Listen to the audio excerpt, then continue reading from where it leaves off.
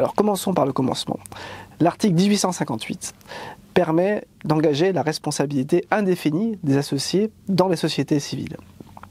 On peut engager donc la responsabilité de l'associé en cas de défaut de la société civile et il faut, en vertu de l'article précité, mettre en demeure vainement la société.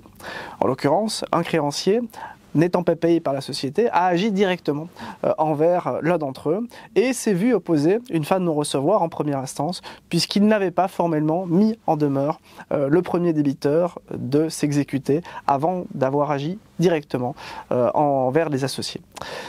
Problème qu'il a tenté de surmonter en cour d'appel en assignant la société débitrice, la SCI, en liquidation judiciaire. Il a obtenu la liquidation judiciaire.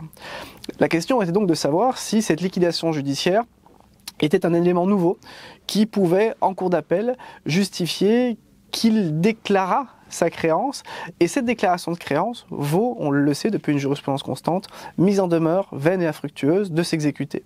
Donc la Cour de cassation a admis finalement en cour d'appel que cette liquidation judiciaire était un élément nouveau et donc que ces déclarations de créance justifiaient la mise en demeure vaine et préalable, permettant ensuite d'engager directement la responsabilité des associés.